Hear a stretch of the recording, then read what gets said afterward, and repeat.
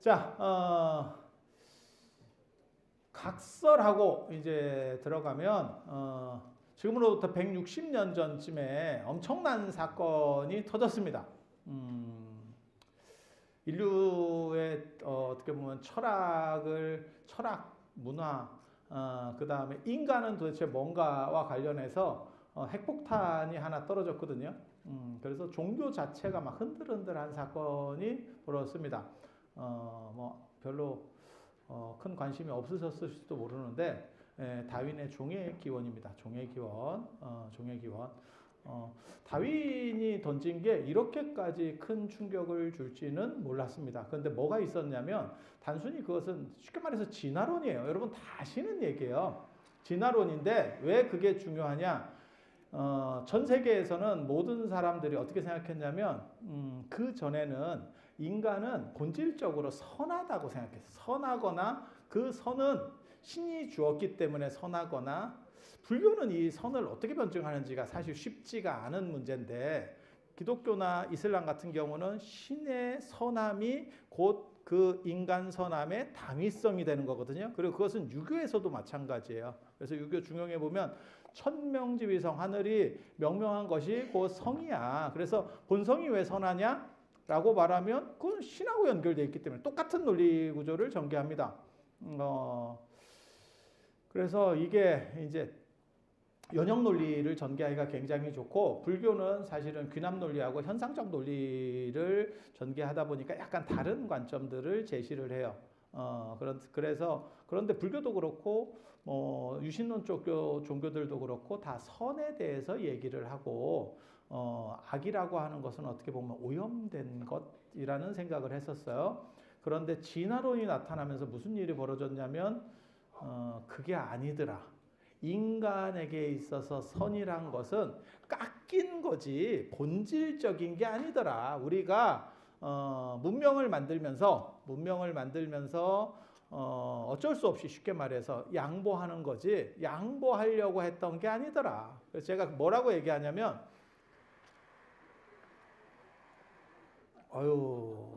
기관총을 쏘는구만. 제가 그런 얘기해요. 바닷물은 왜 짠가? 바닷물은 왜 짠가? 맷돌이 들어서 짠데, 소금 나오는 맷돌이 들어서 짠데, 그거 굉장히 재밌는 얘기거든요. 왜 바닷물이 짜냐면, 민물과 바닷물의 원래 염도는 처음에는 같았습니다. 하지만 땅에 있는 염분들이 물에 의해서 쓸려 내려가고 바다에서 농축되고 그 다음에 수증기로 증발할 때는 염분은 놔두고 수증기로 증발하고, 이게 반복되면서 민물은 싱거워지고 바닷물로 짠 게 모인 거예요.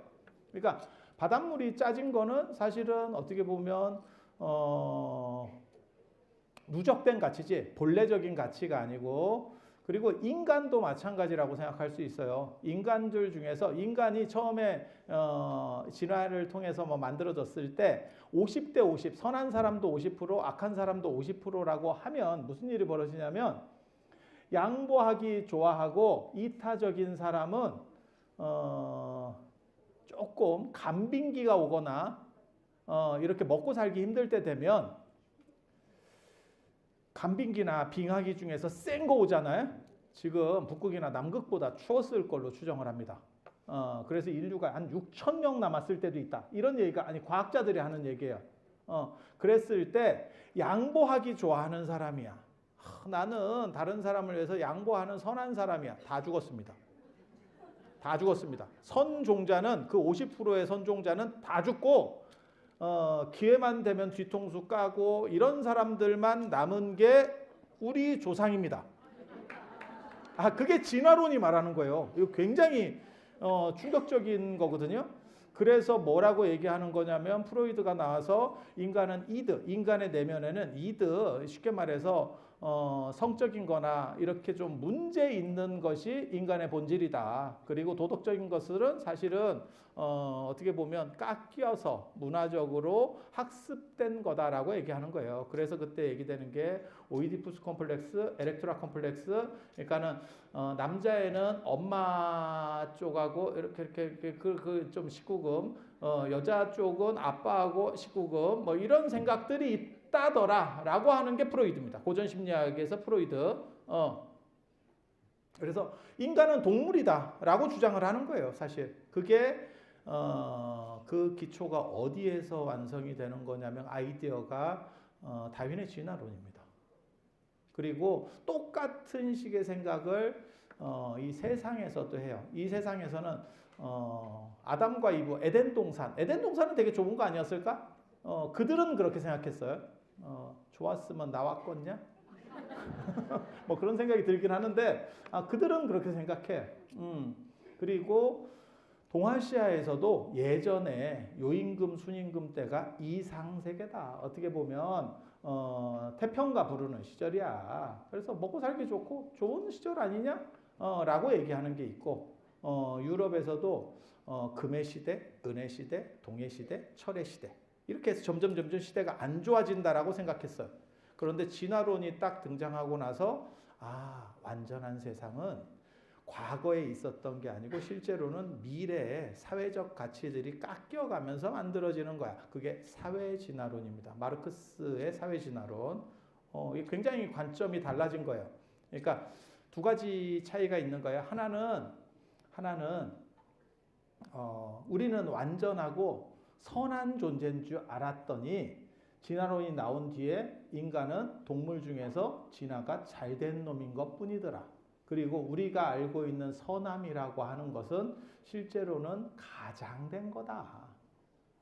지금도 마찬가지예요. 내가 이기적인 행동을 할 수도 있고 이타적인 행동을 할 수도 있어. 그런데 이타적인 행동을 해. 그래서 예를 들어서 다른 사람을 내가 여력이 있으면 좀 도와주고 잘해주고 뭐 이렇게 해. 연예인이라고 생각을 해보세요. 그런데 그 사람이 뭔가 약간 이슈가 터지면서 몰리게 됐어. 그때 그게 이제 속칭 말하는 까방권, 까임 방지권을 형성하게 됩니다. 그러니까 그 사람에 대해서는 안 좋은 얘기가 있어도 좀 지켜보자라고 하는 여론으로 흘러가요. 그러면 그 사람이 했던 이타행이 과연 진짜 본질적 이타행이냐 아니면 이기의 또 다른 모습이냐라고 하는 논점이 되는 거예요. 그러니까 고등한 이기주의 아니냐? 실제로는 마치 뭐하고 똑같은 거냐면 대통령 후보들 나올 때 봐봐. 국가와 민족을 위해서 나오는 거잖아요. 당신의 사리사욕은 1도 없어. 국가와 민족을 위해서 어쩔 수 없이 나오는 거야. 그런 분들이 지금 다 나와서 정치를 하시잖아. 아니 맞잖아. 뭐 해먹으려고 나왔겠어 설마? 다 국가와 민족을 위해서 나오신 분들이지. 똑같은 거예요. 그렇게 이타를 주장하지만 실제로는 그것은 또 다른 이기랑 연결되어 있고 그것은 더 고등한 이기주의일 수 있다. 그런 게 이제 리차드 도긴슨이 얘기하는 이기적 유전자와 관련된 이야기들이에요. 그게 쉽게 말해서 이타를 주장하는 것이 더 크게 잘 먹히기 때문에 그래서 오히려 이기주의자들은 약간 하수고 이타를 주장하는 모금운동 뭐 이런 거 있어요. 세이브 더 칠드런 이런 거 뭐 얘기해도 되는지 모르는데 그 1년에 한 1,000억 이상 거치는 걸로 제가 알거든요. 얼마나 쓰이는지 저도 잘 모르겠습니다. 아마 집행 과정에서 대부분 소모될 거예요. 예산들이. 그러니까 자기네들 먹고 사는 쪽에서 상당 부분이 소모되고 모든 복지단체와 관련된 후원금들은 실제로는 1-20% 정도 쓰이는 걸로 제가 알거든요. 많이 쓰여봐야 30%입니다. 그 외에는 자기네 진행비로 써요. 조직 돌리는 거. 아마 적십자도 비슷할 거로 생각합니다. 몰라 소송 걸릴지 모르겠는데 대부분 다 그런 식으로 돌려요. 모든 그 기부금 받는 데들이 그런데 1,000억을 모금을 한다고 생각을 해봐. 순수익이에요. 1,000억이 거의 순수익이 나오는 거야. 기업으로 1,000억을 순수익을 떼기 위해서는 1조 원 정도의 매출이 올라와도 될까 말까입니다. 왜? 요즘 뭐 엔비디아나 이런 거는 미친 수익률을 거두고 있는데 일반적 제조업 기업들은 5%도 쉽지 않아요. 현실이. 그런데 10%를 남긴다라고 하면 야 그거 대단한 겁니다. 1조짜리 기업이에요. 그걸 유니콘 기업이라고 합니다. 그런데 그들은 어떻게 1조를 모을 수 있느냐? 공공성, 그 그 다음에 복지, 남을 위해서 도와준다라고 하는 이타성을 강조하면서 더 크게 베팅이 들어가는 거죠. 그걸 이기성으로 자연 스님한테 주세요라고 하면 야, 그게 뭐 얼마나 오겠어. 그러니까 그거를 더 키우는 거죠. 그게 과연 이타냐에 대해서는 생각을 해봐야 돼. 그게 진정한 이타냐? 이타는 도대체 뭔가에 대해서 생각을 해봐야 되거든요. 그래서 다윈이 진화론을 얘기한 뒤에 인간이 선하다는 생각에 엄청난 충격파가 오게 됩니다. 그래서 본질적으로 선하다. 안 그러면 본질적으로 완성돼 있다. 그거를 본유론, 진상심이라고 하거든요. 조금 어려운 용어를 쓰면 진상심이라고 하는데, 그러니까는 완전성이 갖추어져 있는 본래 본질적인 나에게 있는 것이라는 개념인데, 그것이 진짜 존재하느냐? 그것은 믿음의 문제 아니냐? 어떻게 그것을 객관적으로 네가 규명할 수 있느냐?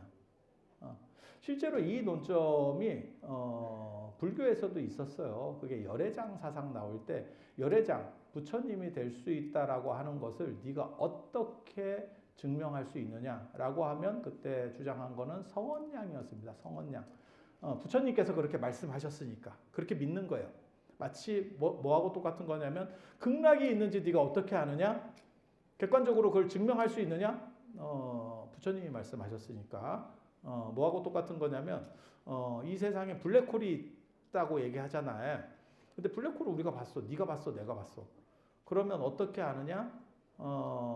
그걸 연구하는 사람들은 인지를 하는 거죠. 그러니까 블랙홀 중심에서 블랙홀이 있을 걸로 추정되는 데서 빛의 변화라든지 굴절 각도라든지 이런 게 달라지는 거예요. 그래서 저번에 망원경으로 블랙홀을 찍었다라는 말도 나오기까지 그렇게 되는 거죠. 하지만 사진으로 찍은 게 조작 아니냐 해버리면 끝이에요.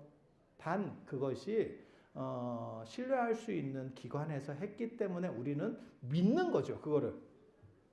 나도 나가서 내가 슈퍼맨이 돼서 아이언맨이 돼서 그걸 내가 보고 와야지 사실은 가장 정확한 건데 그게 안 되니까 나보다 능력 있는 분들이 말씀하신 거를 믿는 거죠.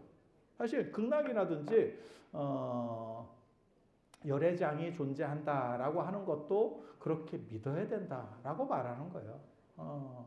그래서 대승불교에서의 가장 큰 특징 중에 하나가 뭐냐면 이 믿음에 대한 문제를 상당히 끌어올린다라고 하는 부분이 있어요.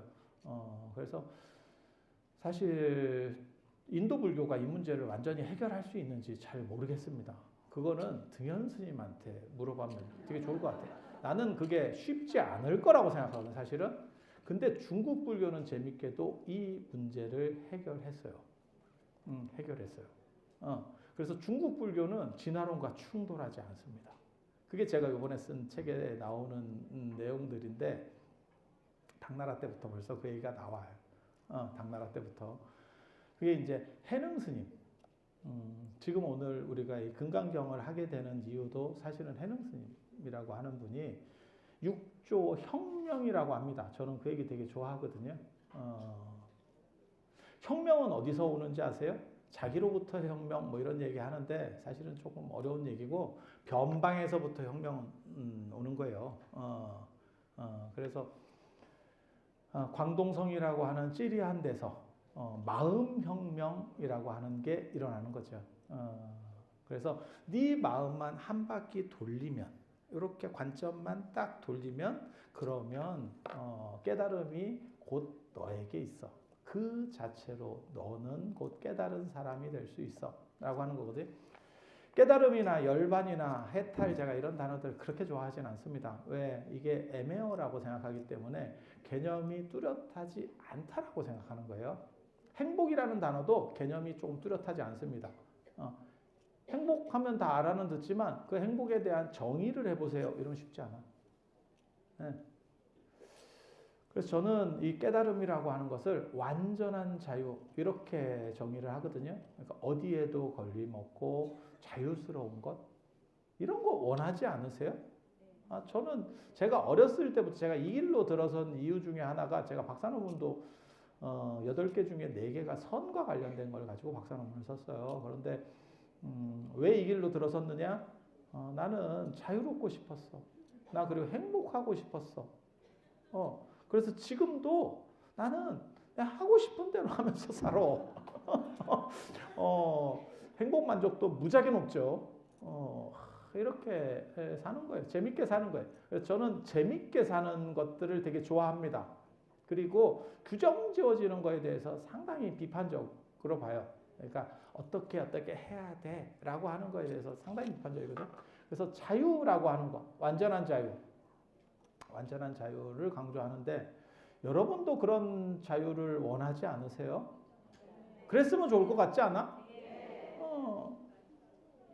나도 그래. 나도 그래. 그래서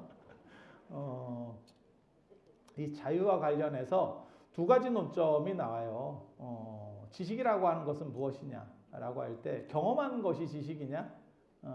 그래서 선불교에서 그런 얘기 많이 합니다. 냉온자지라고 차고 더운 것은 차고 더운 물은 마셔봐야 안 돼요. 그래서 경험한 것만 실제고 경험하지 않은 것은 허상일 수 있대. 개인적으로 제가 그런 얘기하는 사람들을 무식하다라고 얘기를 하죠. 무식하다라고. 인류 문명이 고등화되면 그건 원시 사회에 해당하는 거고 인류 문명이 고등화되면 경험하지 않은 부분이 훨씬 더 많아요. 경험한 것보다. 일론 머스크가 화성을 갈 거니까 야 그거 경험으로 하는 거 아니다. 계산으로 하는 거다. 우리가 쓰고 있는 쉽게 말해서 휴대폰, 뭐 컴퓨터 다 계산의 결과물이지 경험의 결과물이 아니에요. 경험의 결과물은 원시 사회가 경험의 결과물인 거예요. 그래서 그런 얘기를 주로 하시는 분들이 대부분 경험적 지식을 선호하시는 분들이 제가 늘상 얘기할 때는 뭐라고 하냐면 가방끈 짧은 사람들이 자기가 경험한 걸 맹신하더라 라고 얘기합니다. 그리고 사람들이 뭐라고 왜 경험에 대한 지식을 강조하냐면 경험한 것은 잊지 않기 때문에.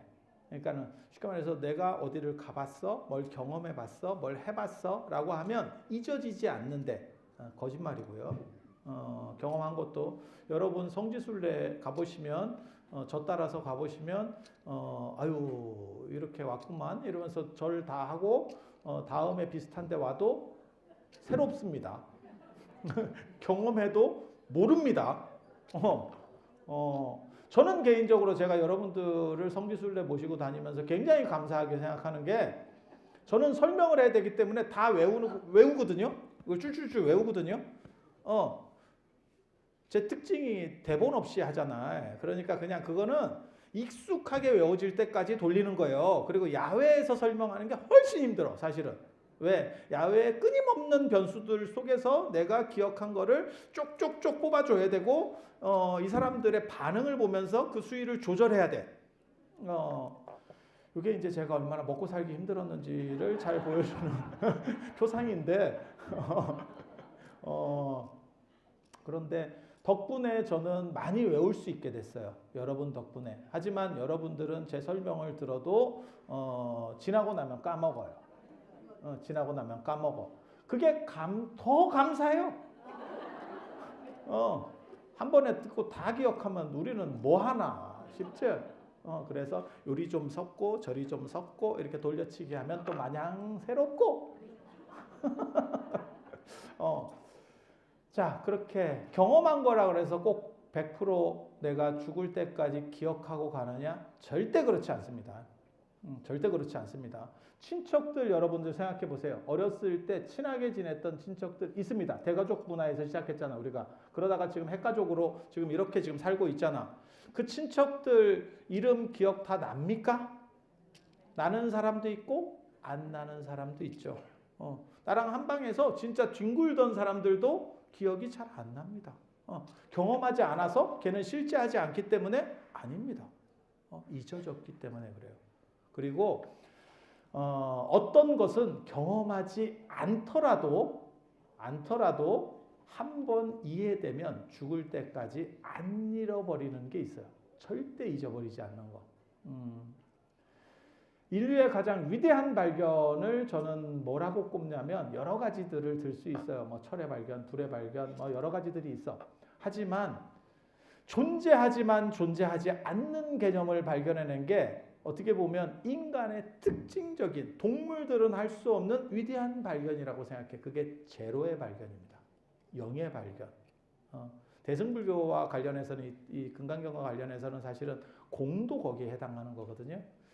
자기 값은 없어. 실체는 없어. 자기 값은 없어. 그러니까 0이 100개가 붙여도 그건 0이야. 자기 값은 아무것도 없어. 하지만 작용값이 있어. 작용값이. 그래서 숫자랑 붙기 시작하면 엄청난 변화들을 줘요. 0이 뒤에 몇 개가 붙느냐에 따라서 수표 쓸 때 다 이렇게 기록해서 써준다고 생각해봐. 자기 앞 수표야. 그래가지고 수표를 써줘. 그러면 나도 그런 거 한번 경험해 봤으면 좋겠는데 진짜 부자한테 가가지고 한번 이렇게 탁 한번 법문 한번 해줬더니 그 수표책 갖고 와봐. 그래가지고 그 앞에서 써주는 거야. 그 사람이 금액을. 스님 제가 수표 한 장 드리겠습니다. 이러면서 딱 이렇게 써주는 거야. 그때 내가 한 가지 생각을 하겠지. 공 하나만 더 붙여라. 공 하나만 더 붙여라. 쓰는 김에 하나만 더 가자. 그런 생각을 안 할까? 그게 영이 값을 가지고 있다는 얘기예요. 그래서 저는 사실 인도를 제가 별로 대단하게 안 보거든. 사실은 제가 인도를 약간 까는 스타일이잖아. 며칠 뒤에 이제 인도 가야 되는데 인도 나 가긴 싫다니까 힘들어. 갔다 오면 사람 죽을 것 같고 그래서 그렇게 하는데 인도인들 아니면 영을 발견해낼 수 있었을까에 대해서는 진짜 대단하다는 생각이 들어요.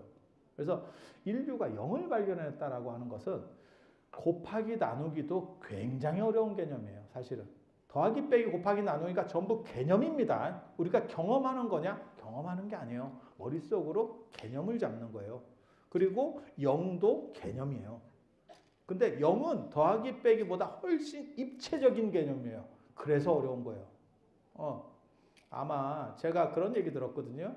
더하기 빼기를 인류가 쉽게 말해서 이해하는데 몇천 년이 걸렸다는 거예요. 아니, 곱하기 나누기를 이해하는데, 그 개념을 이해하는데 어떤 때는 결과값을 봤을 때는 굉장히 쉽게 이해하는 것을 결과값을 경험하지 못했을 때는 무진장 오래 걸리는 게 있어요. 자, 그래서 그런 걸 대표적으로 뭔 말씀을 드리냐면 미술에서 원근법, 음영법. 우리는 지금 결과값을 알고 있기 때문에 초등학교 들어가기 전부터 그걸 배워요. 하지만 우리 조상들은 수천 년이 걸렸어도 원근법과 음영법이 없었습니다. 아니, 맞잖아. 초등학교 전부터 배운다니까. 그러니까 결과론적에서 보면 굉장히 쉬운 것도 과정에서는 어떤 때는 걸려가지고 안 넘어가는 것들이 있어요. 곱하기 나누기도 굉장히 어려운 개념이에요. 영은 진짜 위대한 개념이라고 생각해요. 그리고 이 영은 경험하는 개념이 아니에요. 추상적인 겁니다. 머릿속으로 관념적으로 돌리는 거예요. 관념적으로 돌리지만 한 번 이해하면 불가역성이 발생해. 이 불가역성이라는 단어를 굉장히 여러분들이 잘 생각하셔야 돼요. 이게 굉장히 중요한 단어거든요. 불가역성은 다시 그 전 상태로 이해하기 전 상태로 못 돌아가. 한 번만 딱 넘어가면 딸깍하고 넘어가면 0이라는 거를 배우기 위해서 초등학교 때 안 그러면 집에서 뭐 어떤 개념들을 계속 이렇게 비슷한 개념들을 학습받았을 거야. 그러다가 0이라는 개념이 한순간에 딱 옵니다. 딱 이렇게 딱 오잖아. 그러면 죽을 때까지 갑니다. 까먹느냐? 부모님 이름은 까먹어도 0 까먹기 쉽지 않을걸? 저도 굉장히 놀라운 걸 제가 발견했거든요. 사실은 몇 년 전에 제가 중국 가서 발견한 건데 제가 굉장히 놀라운 사람이거든요. 한자가 되는데 중국말이 안 되는. 근데 되게 이게 뭐가 있냐면 한자가 돼도 한자를 잘 못 써요. 의외로. 왜냐하면 우리는 해석을 하지 한자를 손으로 쓸 일이 없잖아. 근데 나 진짜 재밌는 거 있었다. 거기서 절에 가서 기도하고 어떤 때는 축원문도 적어요. 제가 그 절에다가 축원문을 적어. 뭐 향 같은 거 필 때도 밑에다가 꼬리표 같은 거 적고, 그래갖고 내가 내 이름을 적는데 한 번은 자연을 하고 적은 게 아니고 내 이름을 적고 싶은 거야. 그래가지고 내가 내 이름을 쓰는데 이름이 오락가락하더라고. 내가 쪽팔려서 누구한테 물어보지도 못하겠고, 내 이름이 잘 안 써지지? 그러고 보니까 수십 년 동안 내 이름을 한자로 쓴 적이 없어요. 여러분은 어떠신지 모르겠어. 이름 적을 때 있었잖아요. 컴퓨터로 쳤지. 이름을 해서 변환을 시켰지. 쓴 적이 없어. 그리고 저는 또 출가를 했으니까 내가 진짜 만년필이 뽀개지도록 사인을 하고 다니는 사람인데 다 내 본명을 쓰지 이름을 안 써. 그래서 수십 년 동안 안 썼던 것 같아. 그러니까 갑자기 어떻게 하더라? 나 그거 되게 재밌었어요. 야, 내가 내 이름을 생각을 해서 해야 되나? 이름은 그냥 나오는 거 아닌가? 이름은 불가역성이 아니었던 거야. 이름은 엄청나게 나한테는 어떻게 보면 다가가 있는 개념이지만 그건 불가역성의 개념이 아니었던 거예요. 불가역성이라는 게 뭐냐면 마치 흑연이 탄소가 다이아몬드 되는 거하고 똑같아요. 제가 어렸을 때 슈퍼맨 영화를 보면서 아직도 감동적인 그 부분이에요. 슈퍼맨이 여자 꼬실 때 외계인이 왜 지구인 여자를 좋아하는지는 저도 잘 모르겠습니다. 지금 생각해 보면 이게 무슨 개똥 같은 설정인지 잘 모르겠는데 또 지구인 외계인의 시각은 사실 우리의 미적 개념이랑 다를 수 있는데, 그래서 상태 안 좋은 사람을 꼬드길 수도 있는데 자기 눈에는 그게 맞는 거지. 근데 우리가 봐도 이쁜 여자를 꼬드기더라고. 근데 꼬드기는데 갑자기 다이아몬드를 주는데 야, 그거 봐봐. 진짜 그때 영화 설정에서 어떻게 나왔냐면 흑연을 그 석탄이 있었어요. 그때 석탄 떼던 때거든. 그러니까 석탄을 하나 딱 쥐더니 손으로 딱 해가지고 눌러. 쫙 압력을 주고 손을 딱 띄니까 다이아몬드로 바뀌어. 그래서 이게 무슨 개꿀? 야, 저렇게 다이아몬드를 만드나? 그러고 나서 몇십 년이 지나니까 진짜 그렇게 다이아몬드를 만들고 있죠, 지금. 랩다이아 그렇게 만들고 있죠. 근데 되게 재밌는 게 그렇게 같은 탄소입니다. 그렇게 흑연이나 석탄이 고온 고압 상태를 겪어서 한순간에 다이아몬드가 되면 그것이 시간이 지난다고 석탄이나 흑연이 되느냐? 안 됩니다. 그게 불가역성이에요. 그게 불가역성. 그래서 해령 스님이 무슨 말씀을 하시는 거냐면 너의 지금 마음이 그대로 한순간 전환될 수만 있으면, 개인적으로는 승화라고 생각을 합니다. 전환될 수만 있으면 그대로가 곧 깨달음 아닌 것이 없다. 그게 육조 혁명이에요. 네 마음의 관점을 바꿔라. 관점을 바꿔라. 그래서 금강경도 말하는 게 그거거든요. 사실 금강경이 반야 공사상과 그 당시 남조의 열반 사상이 유행을 했어요. 제가 열반경 책도 냈었는데 잘 안 팔렸고요.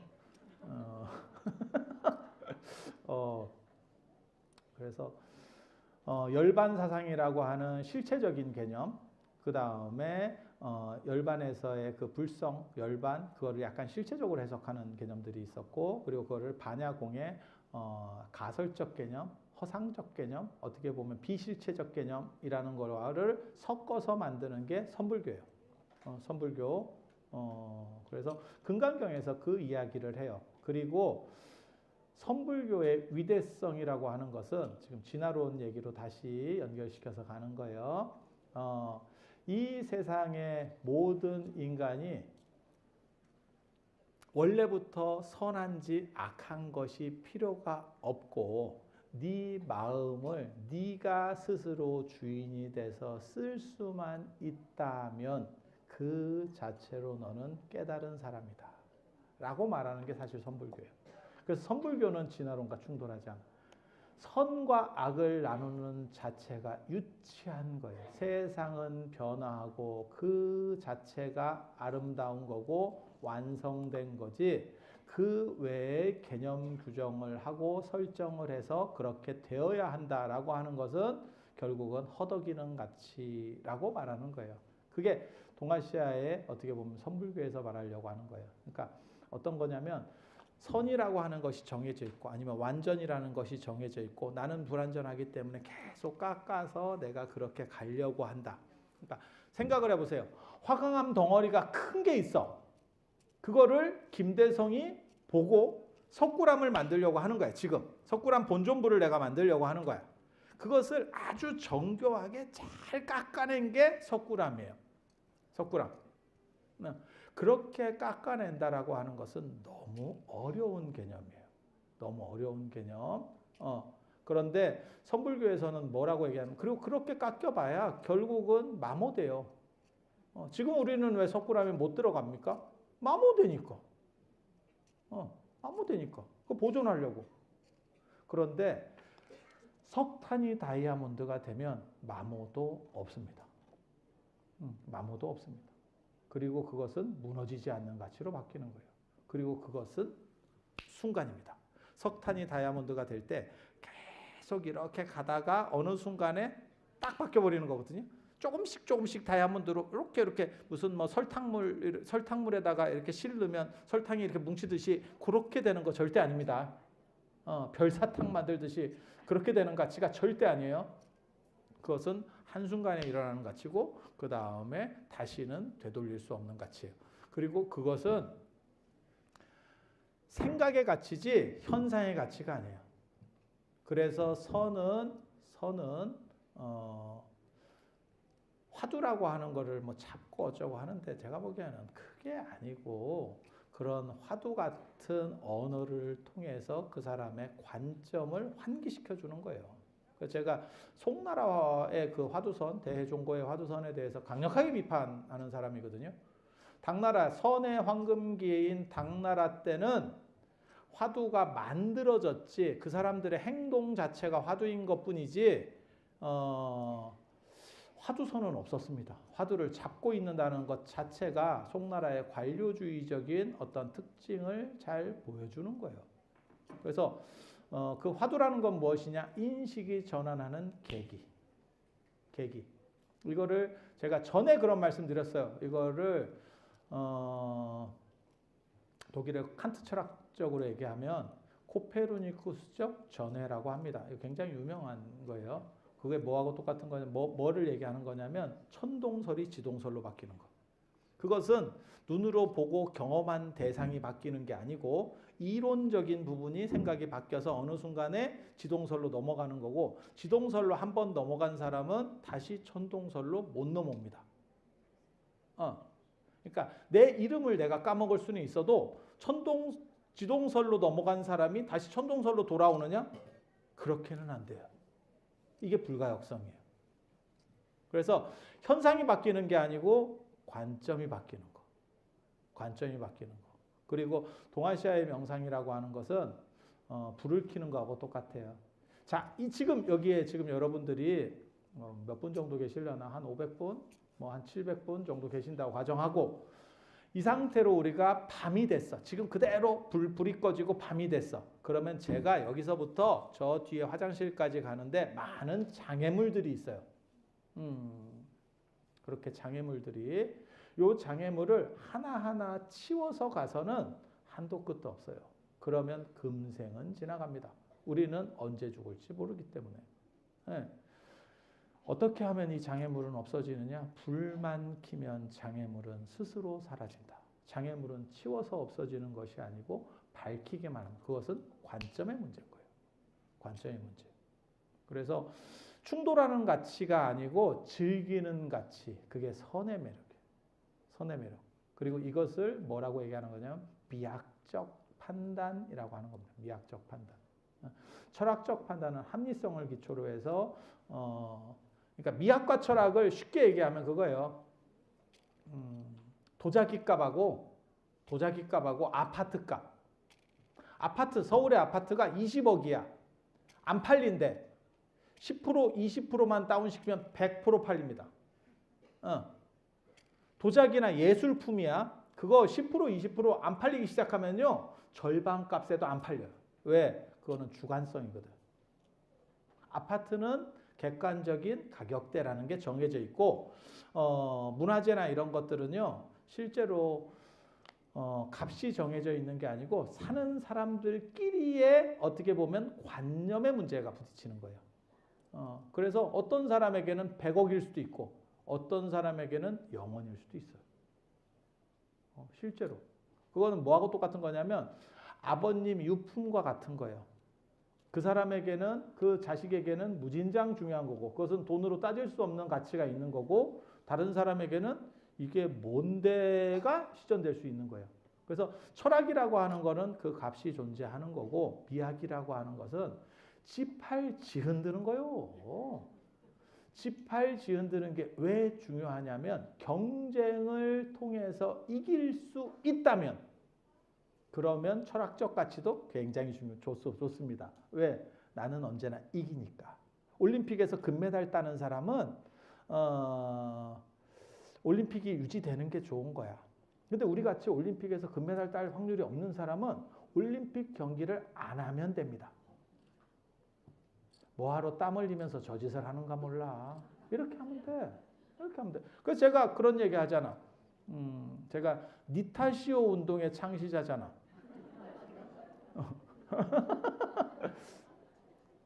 제가 목도리 이번에 하나 어저께 받았는데 저게 지난달에 제가 저 목도리를 똑같은 걸 받았어요.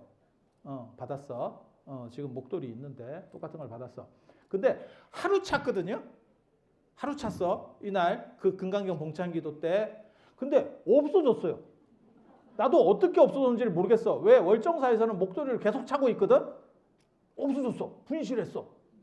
그래서 내가 저거를 사준분한테 얘기를 했어. 목도리가 없어졌다. 그랬더니 좀 잘 관수하지.